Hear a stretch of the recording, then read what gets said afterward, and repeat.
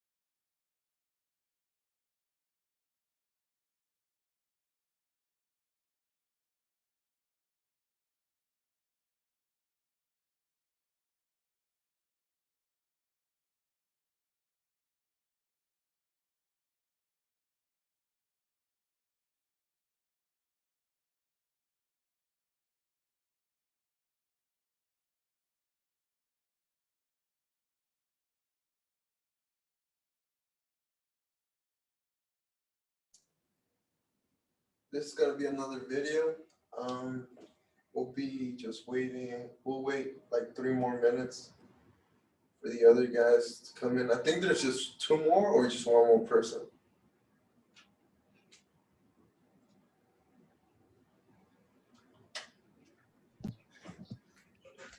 I think we might just be waiting for Devin. Oh, okay. Yeah. I'm sure he'll hop on in a second. Okay.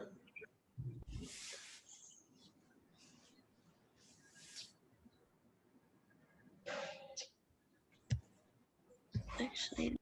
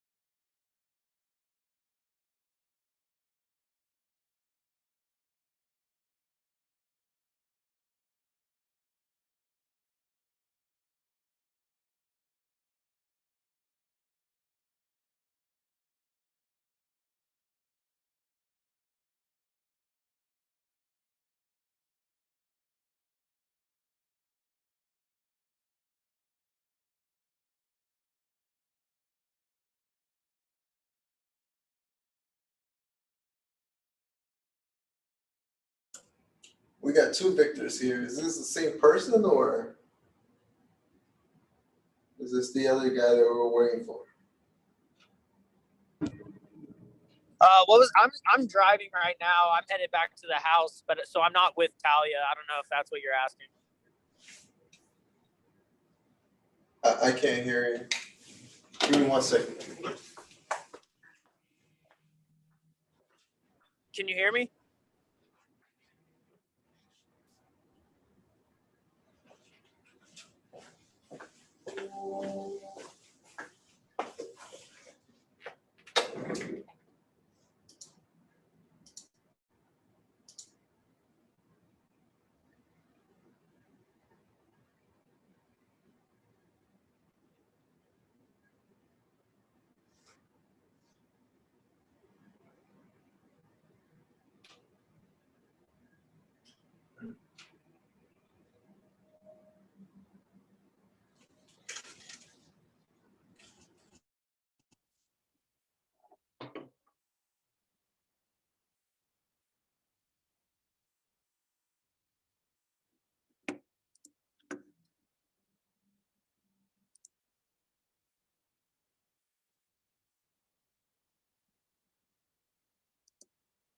All right, so we got everybody, right?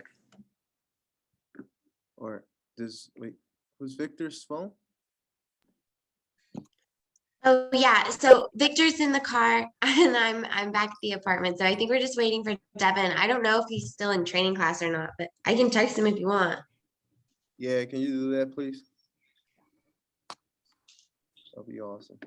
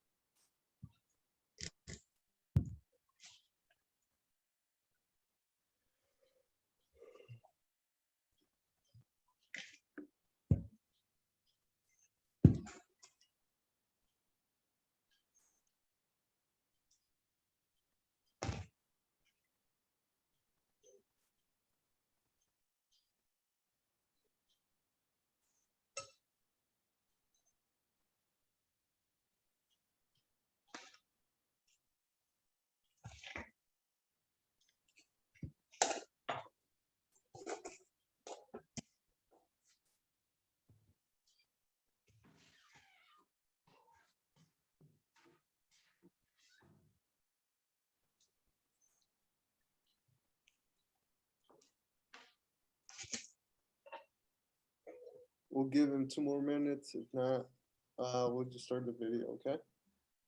Okay.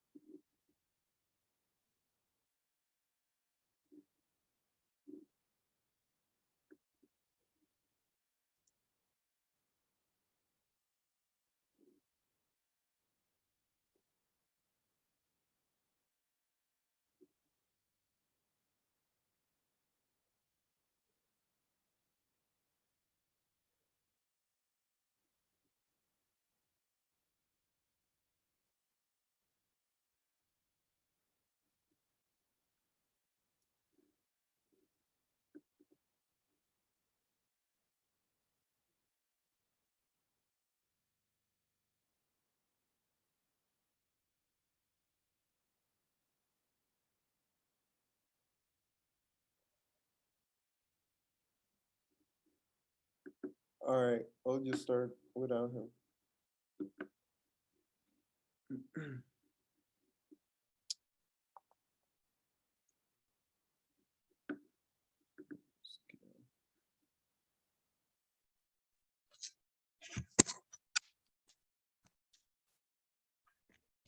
I don't think we have too many people.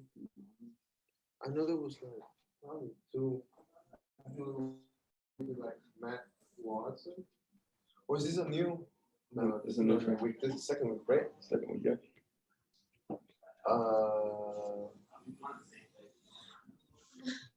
Don't worry, he's gonna put his mic on and you'll be able to hear him better. What's his name? I keep forgetting his name. Marvin, you guys have anybody training? Yeah, Lynn. Yeah, is it virtual? Yeah. Okay, well, I'm gonna go to the bathroom. No, I mean, nobody else really, I guess.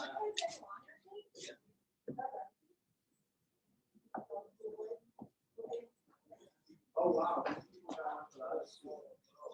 Okay, yeah. Very new rule. If you go to Chick-fil-A, you have Yeah, to dude. get it. Like, what, come on. You have to. Hopefully I can see it clearly. That's pretty clear. What we should do, I hope it's mirror the. As you guys can see, the topic we're going to go over is the list of concerns. Okay, so the list of concerns is probably one of the most important parts of the whole presentation. This is where you're going to get to show your expertise. You're going to be able to break down the coverage for them. You're going to be able to paint the picture and make life insurance real. Okay. I know I've told Ashlyn this many times and I say it all the time, but guys, life insurance, the product that we have for our members, it's not tangible. You cannot hold it in your hand. It is not a shovel. You cannot use it to go out and dig ditches, right? It's not a vacuum cleaner.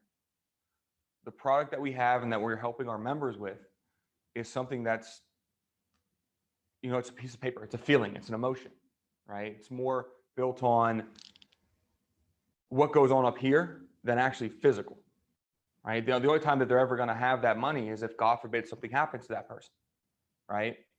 So we have to figure out a way to make this tangible to them, to compare it to tangible things, right? The best way to do that as an agent and as a representative is to paint the picture of that family without one of their members. Paint the picture of that family if something catastrophic happens, right? Because that's the only way that they're really going to understand this, because it hasn't happened to them, right? Now, before I get into the list of concerns, I need to give you guys some background on why it exists, right? So first off, our company is 100% union label life insurance company, which means we don't advertise. We don't put money into advertising. We don't have any talking ducks. We don't have any discount double checks. We don't have any Geico cavemen, right? Our company only really represents union members. So we have a very strong niche market, right? Now, this comes back from when, Mr. Rappaport started the company. He thought, would I be one of 1,000 companies representing 80% of people, or the one company that represents 20% of people? He took the one company route, right? So very, very niche market. Now, guys, what I'm getting at that is our programs are approved by the union president. So the union president of, like, say, the Teamsters, he sat down with our PR team and he approved our program for his members. Right? Now, do you guys know how a union president gets in power? Do you know how they get to that position? No? They're voted in. It's like a presidency. They're voted in to that position. So all the people in the union, all the union workers, they take a vote and they vote for who they think is going to do the best job for them and who's going to represent them as a people. Right? So would they vote for somebody who's putting bad programs in place for their families? Would they put a person in power as a president of a union if they were doing the wrong things for their members? And the answer is no, they wouldn't. Right? So and what I'm getting at is our union presidents, they're backing our programs. They're saying that, to telling their members that our programs are great for them. They're approving our programs, right? So there's already a built-in demographic with us. It's a great thing, right? Now, what I'm really getting at with that whole, union president thing is the fact that our company, we sit down with what's called a labor advisory board to make sure that our members have the best programs and all of our programs take care of their main concerns, right? So the labor advisory board is made up of 50 different union presidents. And all those presidents get together and they vote on programs for the union, right? So what I have here is the Labor Advisory Board, right? There are 50 different presidents on this board here. As we go from DeMaurice Smith, who is the president of the NFL Players Association, right? We also have James Hoffa down here, who's the president of the Teamsters, right? In Chicago, the Teamsters are very, very famous. Jimmy Hoffa is a very, very famous person, okay? So, and there's union presidents from every single union on here.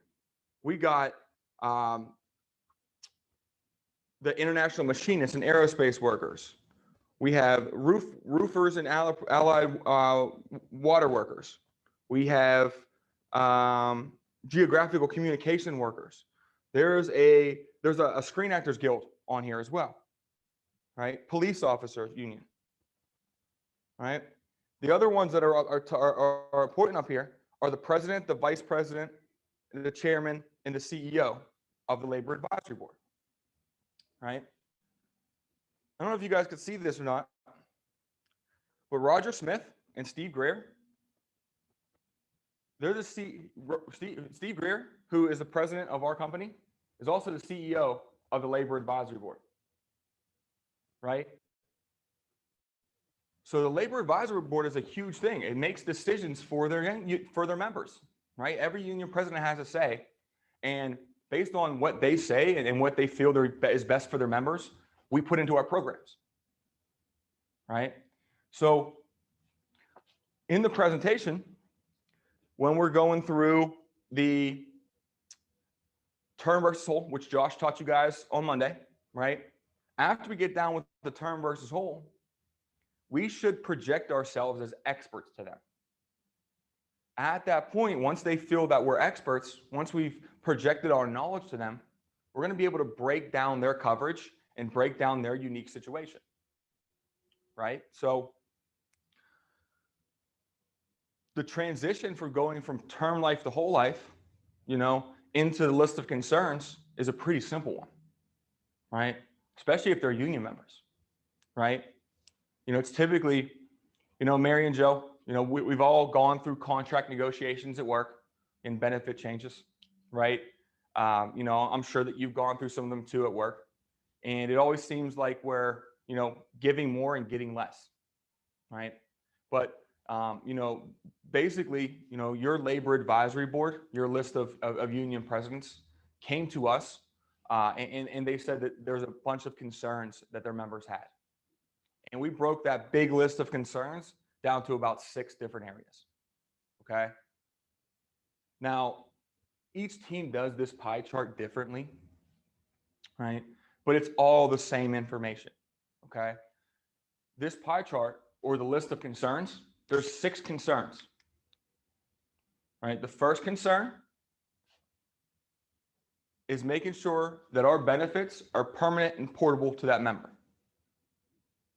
Right, so all of our programs are permanent and portable. What you would say the biggest concern that our union members have is making sure that they keep their benefits once they leave work. The good thing about all of our programs is that they're all permanent and portable to you as an individual, not you as a union member. Right? So a lot of people think that they're going to get coverage here and they're like, oh man, it's going to stop when I stop working. Not the case. That's why we exist, guys. That's why our company exists. Because union presidents found out that they have great benefits through work, but once their members quit, fire, retire from their positions, those benefits go away. They don't get to keep them anymore. All right. So number 1 for the list of concerns is permanent and portable benefits. The number 2 list of concerns, or what I would say is like Mary and Joe, the second area where a lot of our members had problems and concerns was final expense protection. So FE, final expense. All right.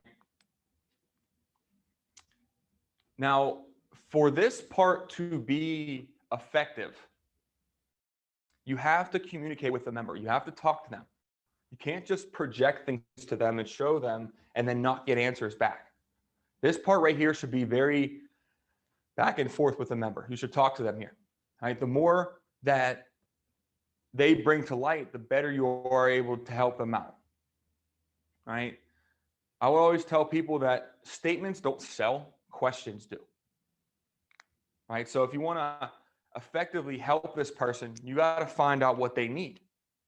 And the only way to find out what they need or what their concerns are is to ask the questions. Right? So the first question you're going to ask for final expense protection, Mary and Joe, do you know how much a funeral costs nowadays? And they're going to give you some different answers. You'll hear people say, "Oh yeah, 10 to 15,000." You'll also hear some people say 40,000. You hear some people say 5,000. Right? Whatever they say here, be like, "Yeah, that's pretty close. Pretty close."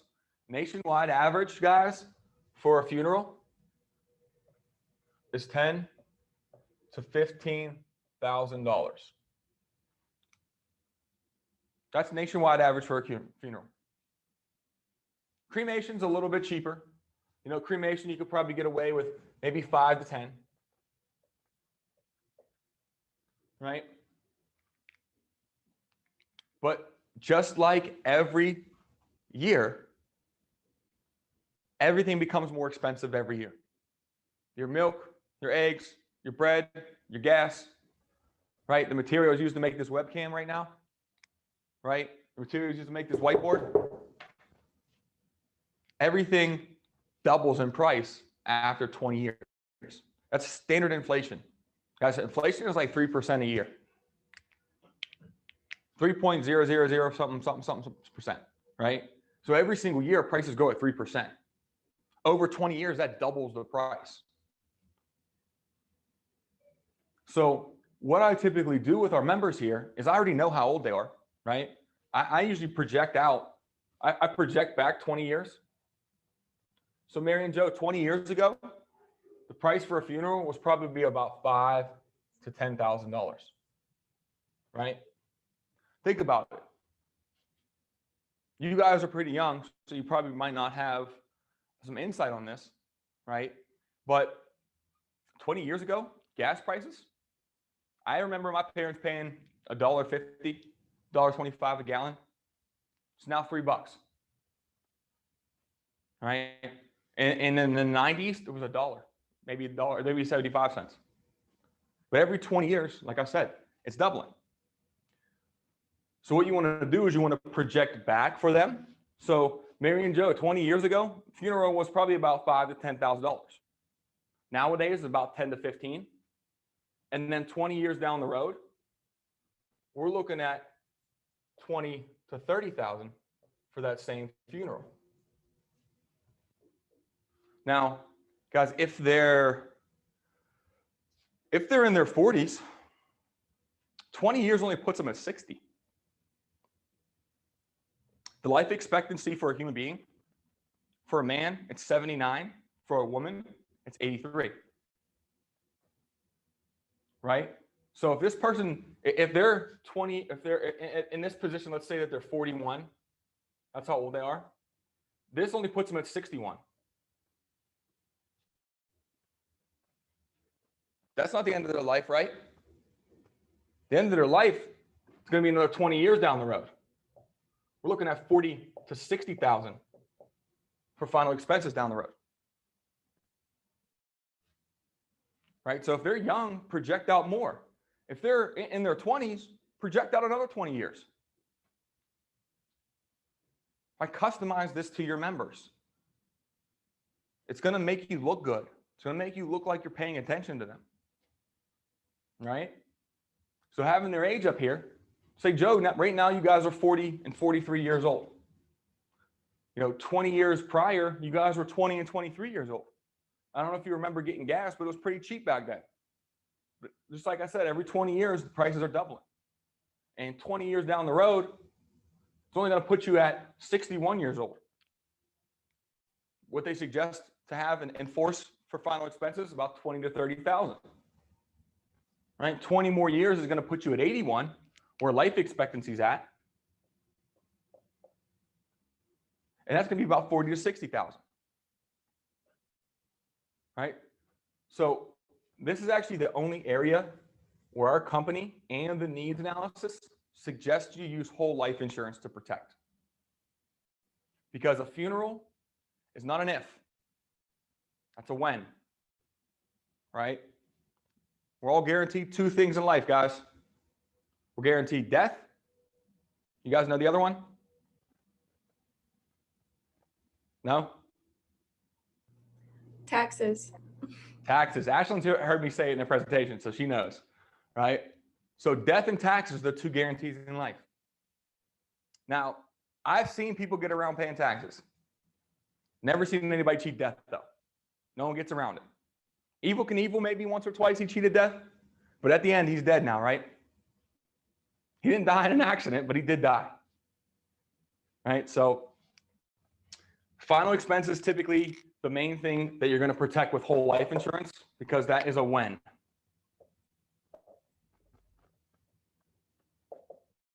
Right? When they pass away.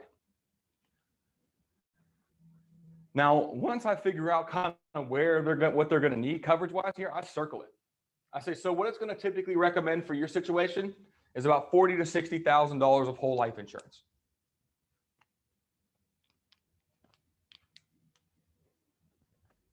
And then once again, I ask them, do you guys have any questions on what it would recommend for final expenses for you? And they say no. I say, okay. Now, but do you guys have any questions on final expenses? How to explain it, how to walk through it with them? Okay. All right. Now, the third concern, and this is how I would transition, or the next concern, or the third concern, is income protection.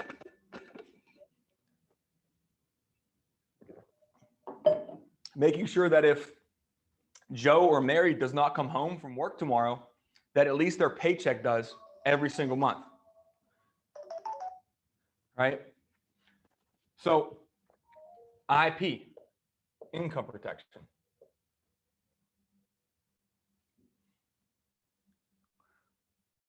Now, at this point, typically what I do is I ask them how important their income is. I would say, Joe, if it's Joe and Mary, I would say, Joe, does Mary rely on your paycheck? And he would say, yes. And I would say, Mary, does Joe rely on your paycheck? And they would say, yes. Right? You're going to run, but you will run into situations where one person's working, one person isn't. Right? Just still ask the question. Right? Because it's going to make sense to them. So Joe, you know, safe to say that if something happened to you and you didn't come home from work tomorrow, that your wife would still need your paycheck every single month, right? To pay for the house and keep the bills paid and the food on and the lights on the table, right? He would say, yeah. I would say, okay, so your paycheck's very important to the household. It's kind of like the lifeline of the house, right? So I would say it's safe to say, Mary and Joe, that if either one of you passed away, the paycheck from both of you guys is pretty important.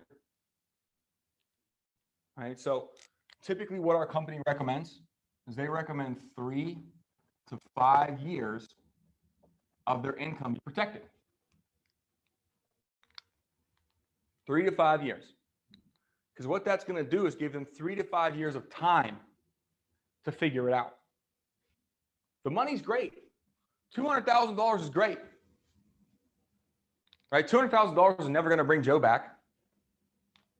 But what it will do is it'll give Mary time to move forward without having to change too much really quickly. She won't have to adjust her lifestyle too quick because she has the paycheck coming in every single month.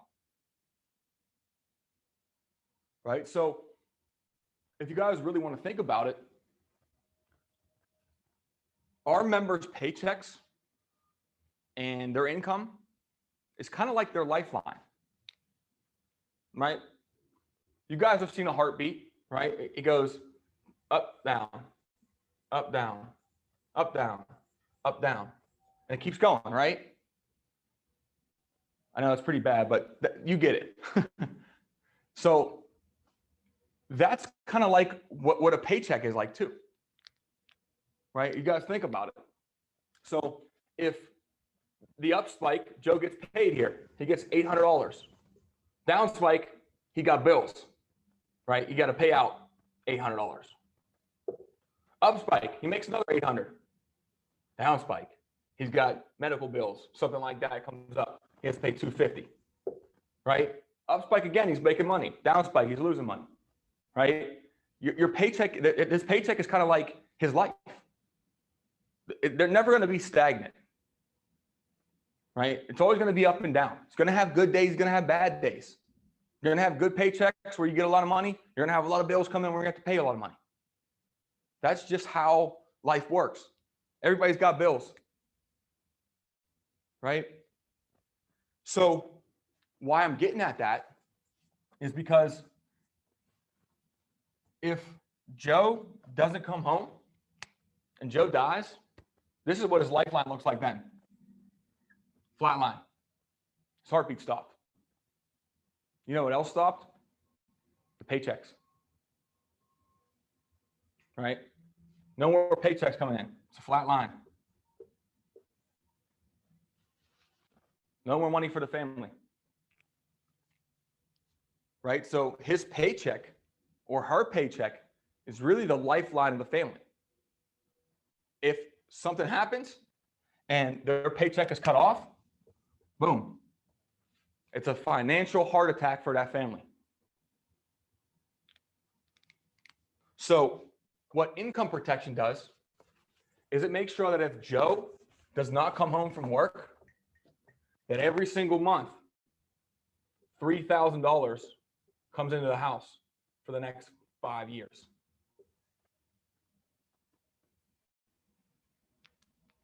All right. Now, to make this section real with them, just ask them questions. Right? So, Joe, to make sure that the needs analysis accurately represents your situation, what do you guys usually bring home every month? Let's say Joe said $3,000. And let's just say Mary said $2,000. All right, so they make $5,000 as a family. That's not bad. That pays the bills, it keeps them floating, right? So if Joe gets paid $3,000 a month, we multiply that by 12 months, we're looking at, I don't know, $36,000 for the year, right? And Mary's over here making $24,000 for that year, right? So if we multiply this by 5,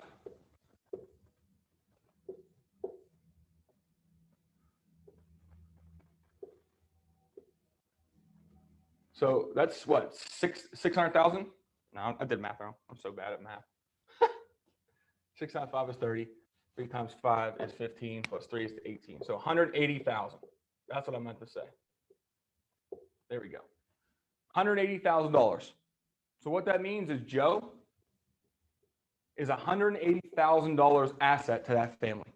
Over the next 5 years, no matter what, as long as Joe goes to work, that $180,000 is going to come into the family to help protect them, to help keep food on the table, to put money in the kids' pockets, to buy Mary new dresses, right? That $1,800, that $180,000 is going to come in. The only way it's not going to come in is if Joe doesn't come home from work. He's gone. So they need a replacement of $180,000 for Joe.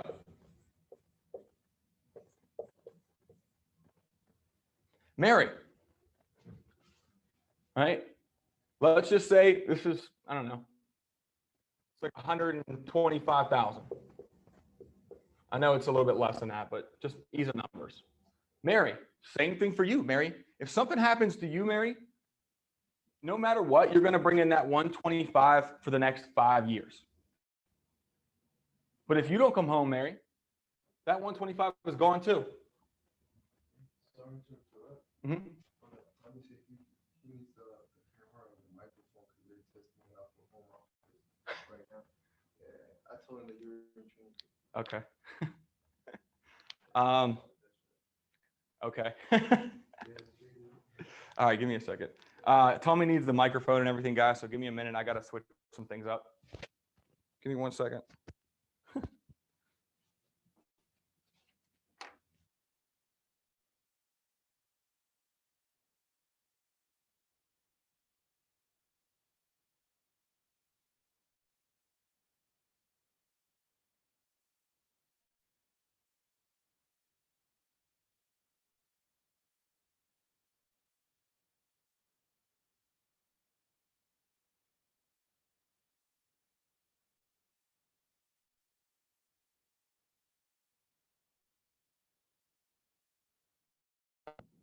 All right, can you still hear me?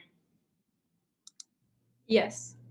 Yes. Okay, it's probably not as clear, but we're gonna have to do it this way. It's okay. All right, you can hear me though still? All right, good. All right, so income protection. So we know Joe needs 180,000 and Mary needs 125,000. That represents 5 years of Mary's income and 5 years of Joe's income. It's pretty simple math. It's not too difficult to do.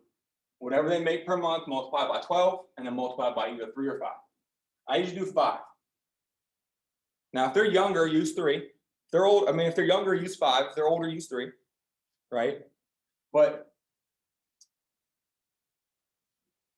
this is a visual representation of what they bring in. Guys, they know that they bring a paycheck into the house. They know that. Their wife knows that. The husband knows that the paycheck comes in on every other Friday. Right? They know that stuff.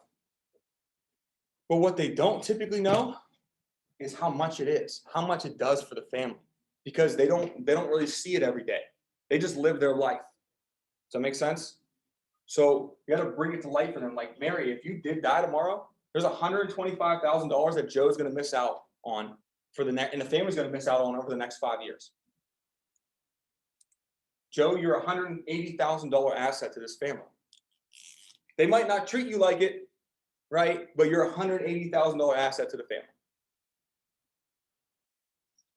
So with income protection, guys, you always want to just make sure you get what they make and then project it out 5 years. Income protection is pretty easy to kind of show them because it is a physical thing. They get a paycheck. They understand where that paycheck comes from. It comes from them going to work every day. Right? And they understand that if they don't go to work, guess what doesn't come home? Paycheck. Right? So income protection is pretty easy to kind of go over with them. Now, a lot of the times, guys, you're going to realize that a lot of the time, people have coverage. People we sit down with have life insurance. And a lot of the time, they have it, and it's term, which isn't a bad thing. It's not bad, right?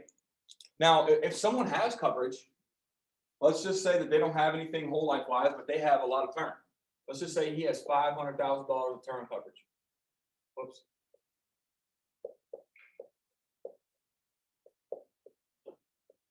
Right? So if I know he has 500,000, right? What I'm going to do is I'm going to spend it. I'm going to say, Joe, it's great that you got that $5,000 or $500,000 of coverage there, but what that's going to go to is protecting your income. So if something happens, Mary, she's going to, use that for the next 10 years to pay off her income. And then they're going to ask me, wouldn't it pay for final expenses too? Theoretically, yes. But guys, here's what happens. Stay with me here. Ashlyn, I'm going to use you as an example. Let's just say, Ashlyn, me and you, we went down to 7-Eleven down the street, and we needed to get milk, eggs, and bread. And it was like $15. And in my left pocket, I had a $20 bill, and in my right pocket, I had a $100 bill. Am I going to use the $20 bill or the $100 bill to pay for that? The 20. The 20, right? That's the right answer. That's the right answer. Why would you say the $20 bill though? I don't know, I guess. Because it's closer to the right amount. Okay. I mean, that's typically what most people say, just exactly what you said. It's typically the response you get, right? So The reason why you wouldn't use the $100 bill is because that if you use the 100, you have change, right? You're going to get 4 20s back and a $5 bill. What typically happens though when you break that 100? You end up spending it, right?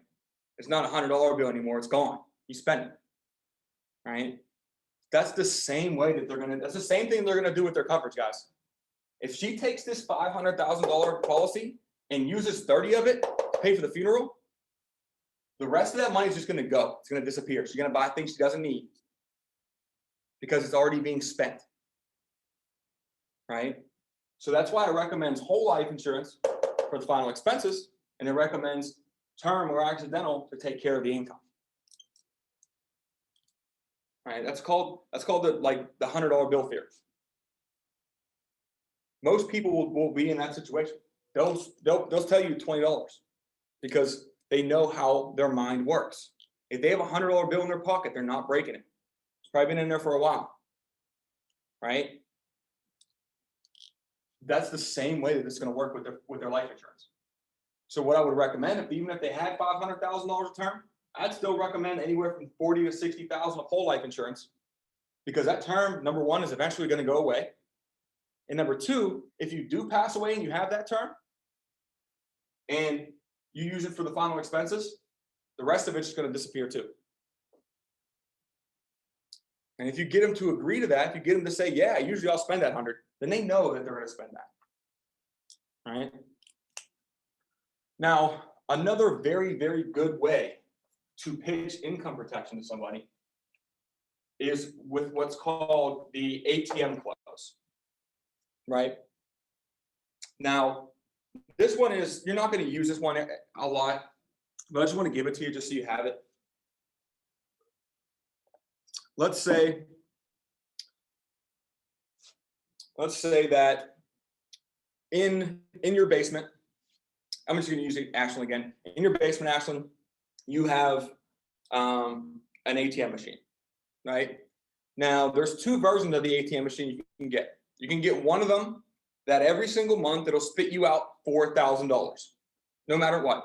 Like it'll as long as it's working, as long as it's operating, $4,000 is going to come out to you every single month. So that would be option A. Option B would be to have the same exact ATM machine, except it only spit out $3,500 every month. But it came with a warranty that said, even if it broke down, that $3,500 is going to come out every month no matter what. So you have option B, an ATM machine with the warranty, you're going to get $500 less a month. Or you have option A with no warranty and you're going to get $4,000 a month. So would you choose ATM machine A or ATM machine B? B. You would take B, right? It's an easy answer. You would take B. And then I would ask them, even though, Ashland, you're getting $500 less a month, you would still take option B. Why? Because the warranty. Because of the warranty. Even though you're losing $500, that warranty is worth it to you, right? Because it's guaranteed to pay out. Well, hate to break the news to you, Ashland, but unfortunately, you can't just buy an ATM machine for your basement. They don't really exist. But the good thing is too is that you're the ATM machine of the house, if you really think about it, right? Every single month you're going to go to work and you're going to put $4,000 into the home, $4,000 going to come in, right? The only way it's not is if you're broken down. And if you're broken down, at least here, your family's going to get that $180,000. Even if you break down all the way to where you do pass away, all that money is still going to come out to your family. Right? You see how I'm comparing that person and their paycheck to an ATM? Right? The ATM is really good because people understand what an ATM does. It gives them money. It pulls money out for them. Right? They might not think of themselves as an ATM, but that's typically what they are for the house. It sucks to break down someone's life into just pushing money out, but typically, as a breadwinner and as an income earner, that's how it works. They don't get that $4,000 and it goes right to their bank account. That gets spent up, right? So income protection is a big area of where most people are going to need coverage. Just because they'll have coverage, guys. People will have coverage through work. That will be considered income protection. So if they have, $200,000 of income protection through work, typically not going to argue with them. I'm just going to be like, you have what you need covered there at that point, and I'm going to go somewhere else, right? But if they only have, $100,000 at work, and their need is $200,000, I'll show them $100,000 because there's a need there. All right. So there's a $100,000 need there. But if they don't have a need there, don't beat a dead horse, guys. Go on to the next thing. Does that make sense? Now, do you guys have any questions on income protection at all? No? All right, beautiful. All right, income protection. Okay. So the fourth concern that a lot of our members brought to our attention is mortgage protection. Now, I know you guys on the other team there, you use like debt, kids education on this side and mortgage protection on this side, but it doesn't matter. They're interchangeable. So MP's mortgage protection. This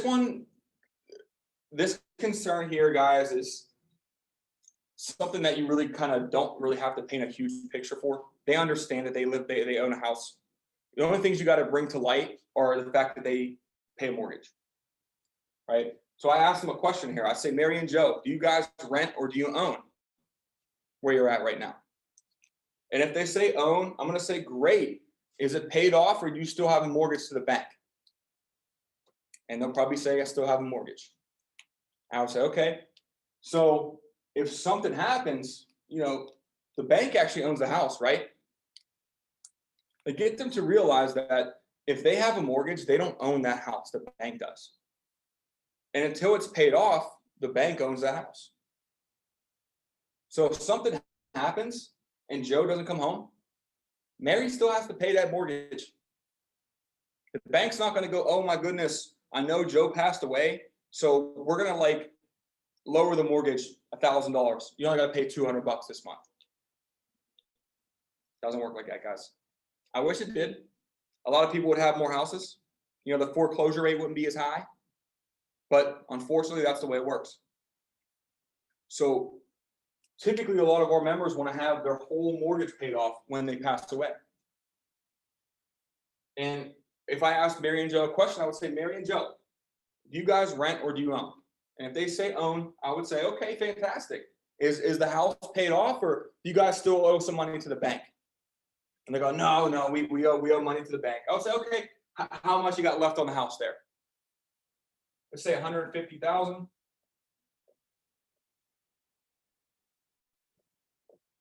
I write it down. Whatever they say, I write it down and I visually represent it to them. That's what we should be taking away from this. Is every time they say something, every kind of dollar amount, we got to visually represent it to them. Right? This goes back to old school sales and napkin math. When we were in the home with them, I would draw this circle out on a piece of paper and I would work it out with them right then and there. When we're on Zoom, actually, we have that PowerPoint pulled up. You can draw right on the screen with them right there, right?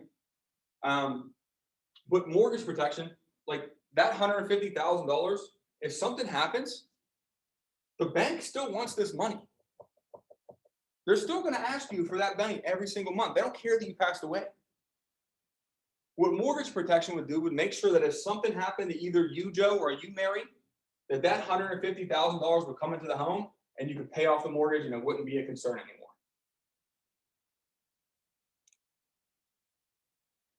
All right? Now, if they rent, you could do the same thing. If they rent, they're like, no, I rent. Okay, well, what's your rent every single month? What are you guys paying rent a month? $1,000? All right, multiply that by 12. It's $1,200. It's $12,000 a year. All right. And then I always project it out 5 years. I give them 5 years to live in that home. All right. So what I do is I take their rent, $1,000 a month, multiply it by a year. It's $12,000. right? Multiply it by 5, we're looking at 60 grand, right? So over the next 5 years, you guys will have put $60,000 into rent for this house. This rent protection would make sure that if something happened to either you, Joe, or you, Mary, that you guys could pay off the rent and still live in the same house for the next 5 years and not have to worry about where the money's coming from to keep the food on the table and the lights on the table. So to keep the lights in the house and keep the house there so they don't have to actually move. You got to remember, guys, the biggest thing we're doing for this family is making sure that if someone in this family dies, that their whole lifestyle isn't changed. They can just live the way that they were living and not have to worry about anything. That's the biggest fear for people. When someone in our family dies, it's what's going to happen afterwards, right? Because they were used to a certain lifestyle before. And if Joe's income is cut off or, the mortgage has to be paid, that money's got to come from somewhere. If they had a big vacation plan and Joe dies, well, that vacation fund's going to get eaten up and it's going to go right to the mortgage protection or making sure that the bills are paid. Right? So they're taken away from things to provide other things. But mortgage protection is pretty easy to kind of convey to our members because it's a physical thing. They live in their home. They know where their home is. They understand about how important their house is. Right? So mortgage protection is pretty easy to go over with them. Just kind of ask them what they have to pay in mortgage, like what's left on the mortgage, and just go from there. And if they're renting, same thing. Ask them what they're making for rent and go from there. It's not too difficult. Do you guys have any questions on mortgage protection? No? Okay. And then the fifth concern is child education, debt, or any kind of legacy they want to leave behind. Right? So this one is kind of 3 different ones.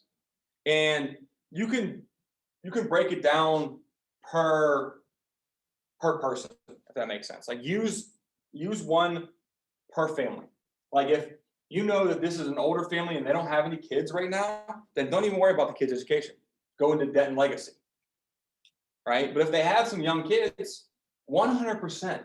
Guys, if they have young kids and you do not talk about child education, you're missing the boat.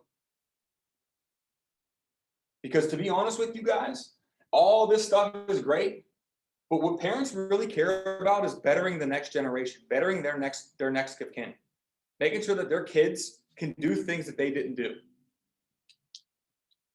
Like when I've been doing this for 5 years, guys, when I break this down and I ask them a question, and I ask them which is the most important, most of the time they say the kid's education. Even if they have no other life insurance to protect anything else on here, they make sure their kids' education is protected because they want to better the next generation. Right? So if they have kids, guys, and you're not talking about children's education, you're missing the boat. You're doing yourself and them a disservice. Right? So let's say in this instance, they have kids. They have 2 of them. Right? I'll make 2 little check marks. I'll say, Joe, Mary, you know school is expensive, right? You know how much it costs for a kid to go to school nowadays? Like a 4-year university? And they'll tell you something. They'll probably say any value from, $20,000 to $100,000.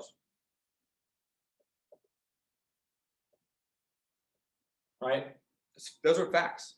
That's what it costs to go to school. Ashton, you just graduated, right? What did it cost for you to go to school? What was your last semester? I think it was like 10 grand a year because it was in state. So. But still. So 40. $10,000 a year. Yeah. And were you living at the house? No, I had my apartment. You're on campus? Okay. So, and that's in state. Like I went to WVU. I went to West Virginia University. And I graduated in 2011. So 10 years ago. Right? My last payment that I had to pay for everything, my last year, I believe, was $22,000. 22 grand. It's a lot of money. Right? And that was 10 years ago.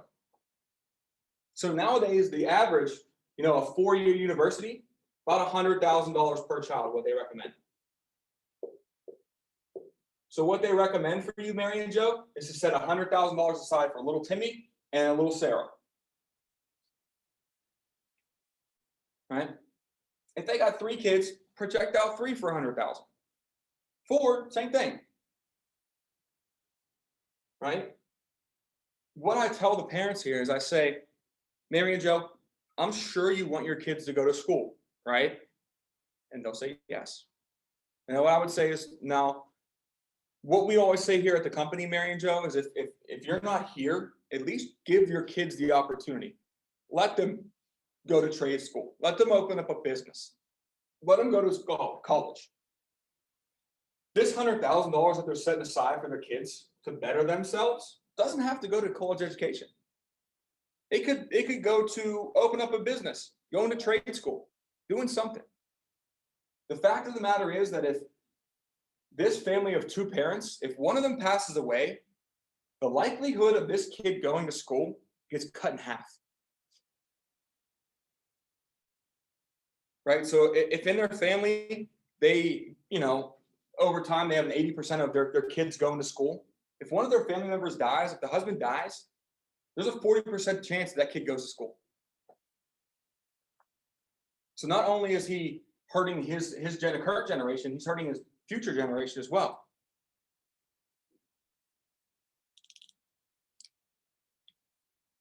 All right, so kids' education is pretty easy. Break it down about $100,000 per kid. Debt. That's something you're going to have to talk to them about. I would say Mary and Joe, another big reason or another big area where our members, you know, found concern was protecting their debt, making sure that if they did pass away, that their loved one didn't incur that debt. Right? So, do you guys have any kind of crazy debt? Do you have any outstanding credit card debt? Any kind of student loans? Anything like that? And I can just break it down with them. So, Joe, what do you got? What do you got damage on your credit card left? Oh, 5,000, not too bad. Okay. And then you guys have any student loans left or anything like that? About 10,000 student loans. Okay.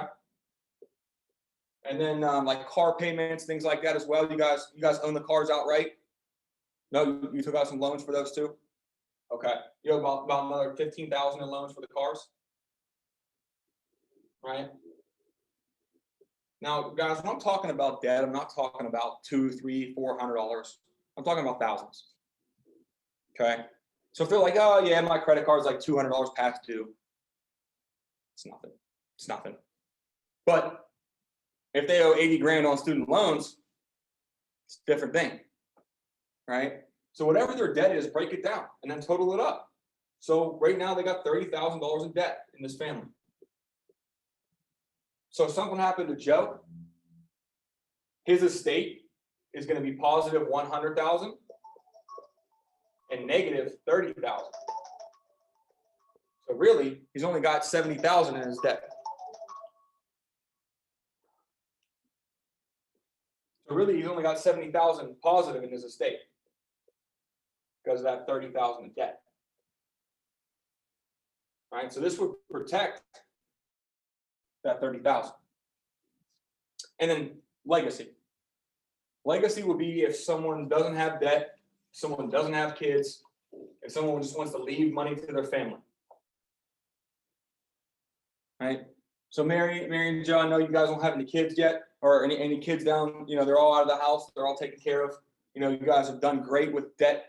But with the other area where a lot of our members, you know, have a concern is leaving something to their family down the road. Right? And I would always ask you guys a question, you know, would you want to leave your family a liability or would you want to leave your family a legacy? Right? Because if you die and you don't have life insurance, you're leaving your family a liability. Now, if you die and you have life insurance to protect everything you need and then some, you're leaving your family with a big legacy. They're going to use that money for other things. Right? Maybe the grandkids can go to school. Maybe they can, you know, open up a nonprofit organization, or maybe, you know, your kids can just take that family vacation you guys never got to go on. So legacy can be used for a lot of different things. And there's no real value amount to it. It's kind of just what they want to leave. All right, so you'll run into some people who are like, yeah, I'm covered, but you know what? I want to leave my family a little bit of extra money. That's legacy. Putting it down into the future. Right? So you guys have, I mean, and keep in mind, like the kids' education, the debt, and the legacy, it's all interchangeable right there.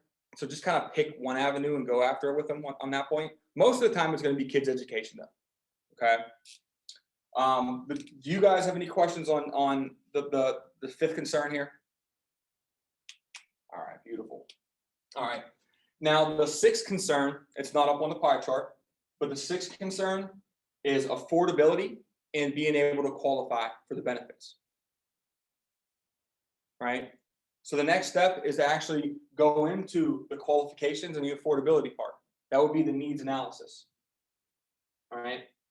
But before we go into the needs analysis, Joe and Mary, you always make me ask you one question. And keep in mind, there's no right or wrong answer to this question. So Joe, if God forbid you did not come home from work tomorrow, and you could guarantee that either your final expenses, your income, your mortgage, or your kid's education was protected, what would you say is the most important to you? Right, and they would say something like, I don't know, income protection. Whatever they say, I circle. So Joe, you would say income protection. Why would you say income protection, Joe? And he would say something like, Jesus. He would say something like, oh, because my paycheck's important and my family would lose a lot of money. Or the paycheck's very important, it pays for a lot of things. Right? And then I would say, Joe, I know your paycheck's important, but what does your paycheck actually provide for the family? What I'm trying to do here, guys, is I'm trying to get them to sell themselves on why they need it. All right, so I'm asking them what is the most important, and then I'm letting them tell me and circling it. Then I'm asking them why it's important to them. So, but after I ask them why it's important, I don't stop there. I go another step deeper.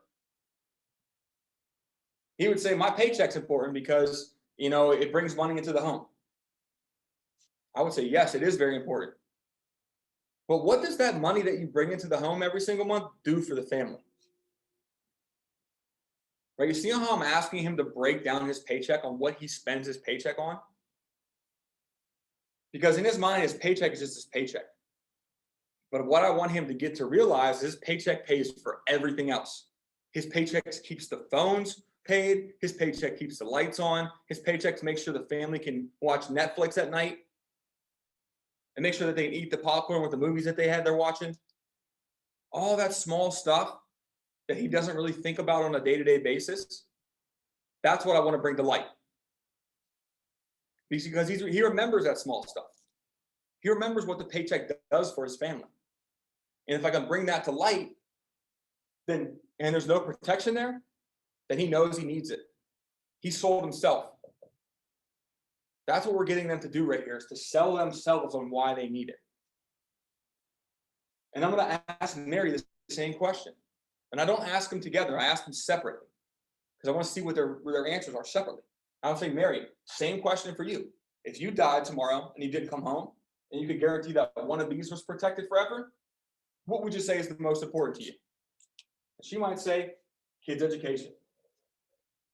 And I would say, okay, that's actually what most members say. Why would you say kids' education though?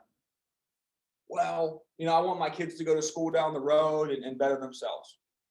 Okay, but Mary, why is the kids going to school important to you though? What would that do for their futures?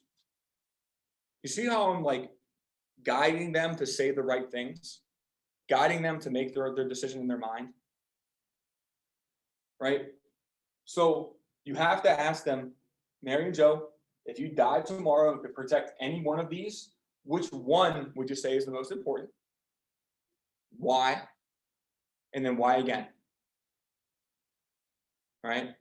Because you're getting them to sell themselves on why they need it. And then why this is important to circle these is because when you're working through the options with them, and if you have to minimize or reduce something down, take away the other things, but keep these two big things that they wanted on the policy, because you're giving them what they want and what they need, right? So, I mean, that's basically the list of concerns. And after you get done with that, after you get done with asking them the two questions, you know, if something happened to you, Joe, who would you, you know, which is the most important to you and why? You're going to transition right into the needs analysis. So you're going to go right from this slide here, right over, or, you know, I know you guys do it on the whiteboard, but you're going to go from right there, right into the needs analysis. And in the needs analysis, it'll break down everything for them individually, right? And based on what it says, you can show them again what it recommends. So why we do this, the long version here, so when those videos pop up, all I have to do is just reiterate to them, re-show them, hey, you remember when I was telling you about final expense protection and what it would bring up for you guys? So I want you guys to use this pie chart as like an active workspace for them.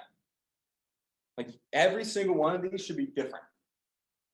And you should not just go through the motions when you're talking about the list of concerns. This has to be a point where you're coming from passion, right? Your voice inflection has to change here. You have to be up, you have to be down. You can't just be like, so the first concern is final expense protection. And what that recommends is $30,000 of whole life insurance in force. They're not going to pay attention to you, right? Especially with you doing it virtual, you're not in front of them. You got to be entertaining, right? It's going to set you aside from other people. Now, with the list of concerns, like I said, this is probably the most important section on here because you're getting them to sell themselves on why they need it, okay? But the list of concerns comes from, like I said, comes from our labor advisory board. It comes from real people. And every single year that these people have different concerns. So right now, these are the main concerns. These might change down the road. They probably won't, to be honest, because these are the 4 areas where most people use life insurance to protect as well. And if they're not in a union, that's how you can kind of convey this. Instead of saying, hey, you know, your union set this up, you can say, you know, now the main areas where most people use life insurance are final expenses, income, mortgage, and kids' education. Right? So instead of going the union route, if it's a child safe or a will kit, you can go this route with it. The 4 main areas where most people use life insurance. All right. So, I mean, do you guys have any other questions on that at all? No? Nope. Okay. I mean, that's basically it. Usually we got more people in here and they're asking questions and I have to take some time to answer questions, but if you guys are good, that's basically it for me. I mean, my job is to go over the list of concerns and make sure you understand how to break it down for them. And keep in mind too, guys, if they do have coverage, let's say that they do have like 500,000 of term to protect their income, and that's what it would recommend for them. Cross it out for them, right? Make them feel good. Like you guys did a phenomenal job. You got that $500,000 of coverage. You guys did a great job, right? But there's still 3 other areas where you need to cover. Visually show them that. Yes. Everything you said, great. A lot of information, all how it's supposed to be, how to break it down, how to bring the emotions and things to it. I was in an appointment last night with Marvin, and one thing they did, basically they said they had a $200,000 20-year paid up, you know, and I don't know if it was a lie because they didn't even let us look at the policy, but that would have taken care of the housing, or not the house, the mortgage, not the mortgage. I mean, what was it? The debt that they're in. They're about 300,000 in. They're 300,000 in debt. And I try to address in the fact that, and I literally just searched it up on my phone because I was like, okay, so if they have State Farm, which is a cooperative company, it's going to take 8 months for them to pay out anything, which is an equivalent of 240 days. And I just searched it up on Google, but the bank only gives you 120 days until they actually put your house in foreclosure. So now there's another hole right there that, okay, even if you don't want to go with the $200,000 option, at least cover that hole during the 8 months before you get your 500,000 with 30 racks. So at least you could pay your mortgage until you get the rest of your money, because you're gonna lose the house anyway. Huge, huge. I And- literally just searched it up and I looked. I'm like, okay, home foreclosure times 120 days, payouts for insurance 240 days. It's literally half of the time. So in half of the time, you're gonna lose the house, and you're still gonna come up with $500,000. But now you don't have the house. Dude, that is huge. What you're doing, that extra homework you're doing right now is huge, because you're gaining small inches that people aren't doing. And this is what I recommend all my team does. I make them have a notebook, and every single sit, they write down 3 things they did good, 3 things they did bad. And then if there's anything that they didn't know, they write that down as well. And their homework the next day is to research that. So if they say, I have life insurance through Lincoln Heritage, and you don't know who Lincoln Heritage is, Search it up. your job for the night, look them up. That's it. Right? So next time when they say they have Lincoln Heritage, you're like, oh, I'm familiar with what they do. They do this, this, and this. There's still a gap for this. And remember, like I Right. said, it takes 5-8 months for them to be able to blah blah blah blah. Okay, so here's where we fill in the gaps. We're filling in gaps. That's another gap that, like, visually they don't see, because they see the 500,000 here and the 200,000 of their mortgage, and they just link it together. But no, there's a big hole in between of 8 months. Yep. Well, I mean, So that was 100%. Like, that's the beauty of doing this and representing it visually, is you can put in their exact numbers and show them what they have and how it's working for them. Now, you guys have to make sure that you're the expert, though. You have to project yourself as the expert, right? You guys are not experts yet. You'll get there. You'll get there. But you kind of just have to kind of fake it until you get to that point. Fake Right. it till you make it. But knowing a good generalization of what they need most of the time is going to help you with that. It's going to make you look smarter. Because too, let's say that you do say it recommends 30,000 whole life, and it does recommend $500,000 of income protection, and then it recommends 150,000 of mortgage protection. Chances are, when you put all this information into the needs analysis, it's going to spit out these numbers anyway. Right? And then you're going to look very smart to them. You're going to look like you know what you're doing. But if you don't project yourself as the expert, they're never going to believe it. That's why going through term and whole with them needs to be like done in a good, concise way, so they understand it. Even if they like, and I know Josh went over this, but it's always one thing I tell agents, like, even if they know life insurance, if they have life insurance, if they know about it, don't just assume that they know term and whole. Say, oh, I know that you have some basic knowledge, but they always make me go over this. Term does this, whole life does this. Well, you can speed the explanation up a little bit, but don't ever skip it. Does that make sense? Because you're skipping what makes us unique as a company. What makes us unique is the fact that we break this down for them, and we're actually individualizing it for the family. They're not just picking numbers from a page online. Like, when most people get life insurance nowadays, guys, I don't know if you know this or not, but what they do is they go to a website, they type in numbers, they type in their age and their health, and then they pick numbers on a page. It says $500,000 of coverage for this amount of money, $400,000 for this amount of money. They don't know what that is. They just see a big number for a small number and they go with it. A lot of the time, it's policies that aren't going to help them. 10-year terms, 20-year terms is not right for them. But they don't have anybody that's speaking to them and showing them what they need and how it's going to work. They're just doing it on their own, right? And a lot of people you'll see think they have knowledge on life insurance because, oh, somebody told me about this. Well, that person that told them was probably wrong. They weren't an expert. They didn't go to a 7-hour class where they had to sit there and go over this stuff. They didn't go through a course online to get their license. You guys did that, right? They didn't do that stuff. They're not experts. Same way as if you guys go out to, this union member's, if he's a carpenter and you go to his house and the house he's building right now, you're not going to know what to do, right? You're in a different land. Same with him. He's in a different land of finances. You got to be the expert. You got to guide him through it, right? So even if I've definitely had this where people are like, man, I don't really even want to go through this. Well, I get that. I do. I get that. It might seem like a lot, but you know, your union has this set up for you and me as your expert to walk you through it. So, I mean, it's really only just going to benefit you guys. And I would be doing you guys a disservice if I didn't show you what it would recommend for you. That's a great line to use on them. I would be doing you a disservice if I didn't show you everything the union had set up for you. I would show you, it would be a disservice if I didn't show you everything that, you know, the extra benefits could help your family out with.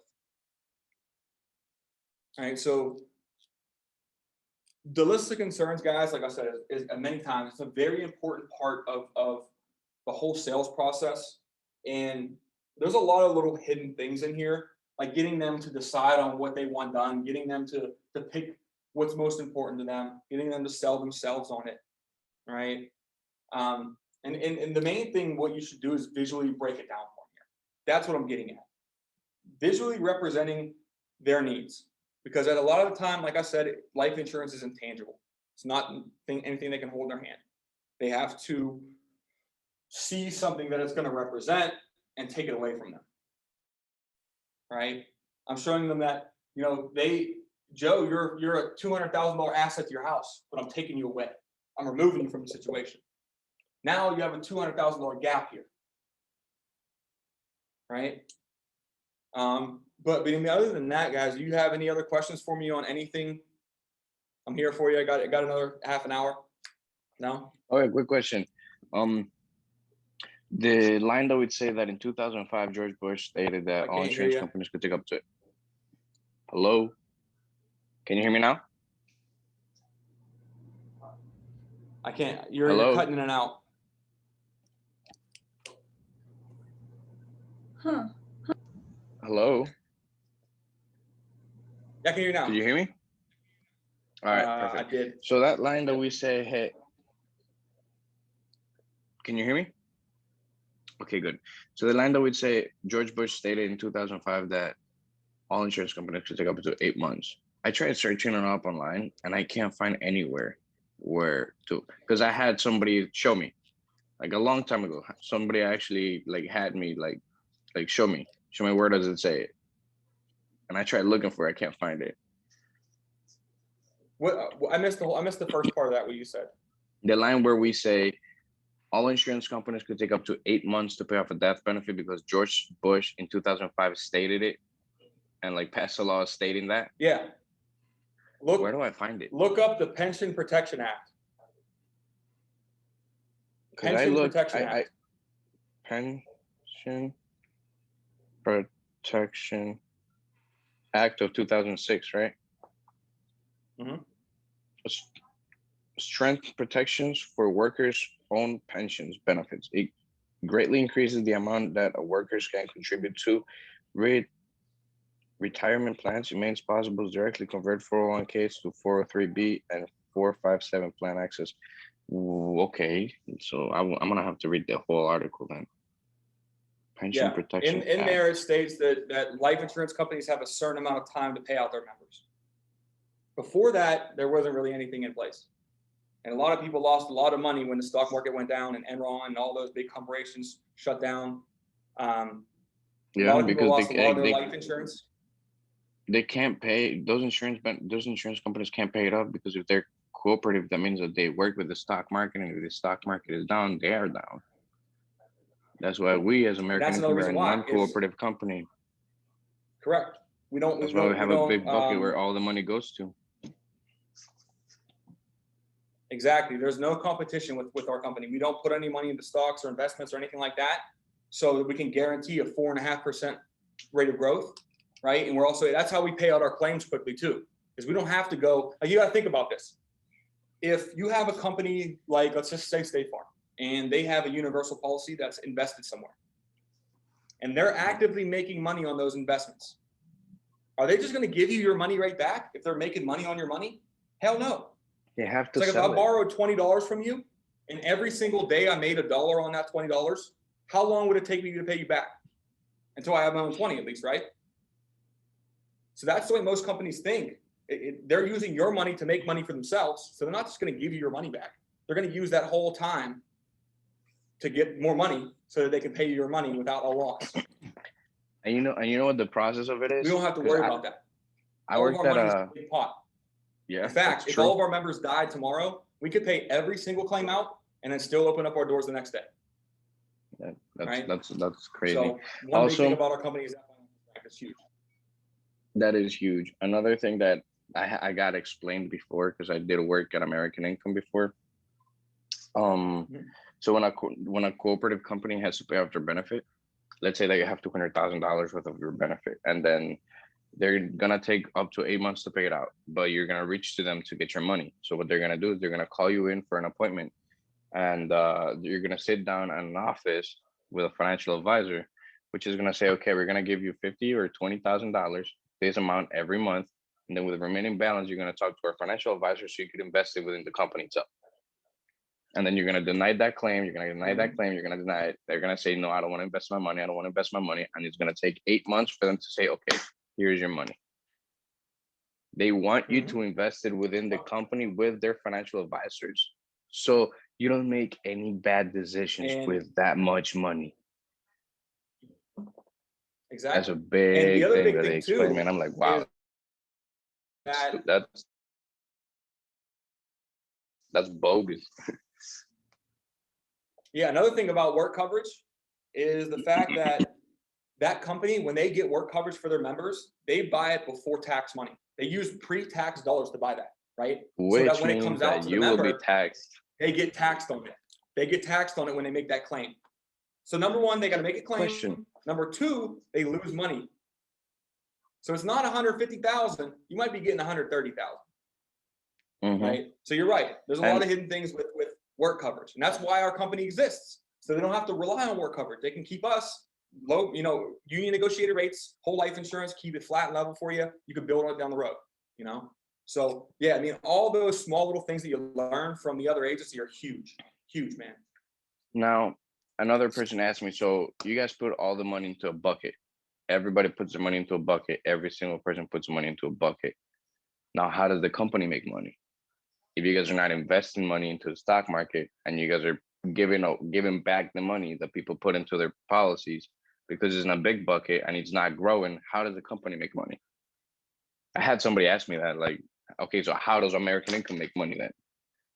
If you guys are giving back the money they put in the bucket. Yeah, I mean, their money is safely invested. It safely goes somewhere. It's not just like out in some crazy investments. It safely grows at 4.5%. That's why we can keep everything together. And when we keep it all together, we can invest more of it in a big lump sum so that more of it comes in. See what I'm saying? And that's where the question came in, because I explained them. So your money grows at 4.5% interest, right? And they're like, okay, but if you guys are a non-cooperative company, where are you investing that money? Well, how is it growing? Like if it's not in They're the stock using that market, where is it 4.5% at? to grow. It's growing.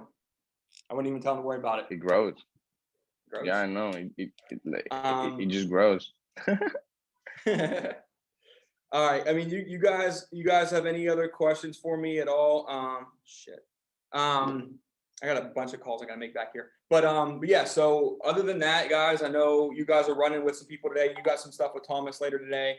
Are you out in the field today too? Lee? Yeah.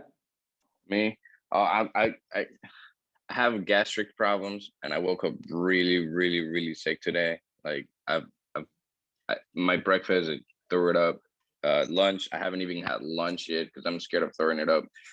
And I have to call up, make an appointment with my gastroenterologist and stuff. I don't know why I woke up like this today, but yeah, I'm feeling like crap. Well, I appreciate you sticking it out with me here today, man, and learning some things. Okay, good. Well, get better, man. And Ashlyn, have some fun with Tommy tonight.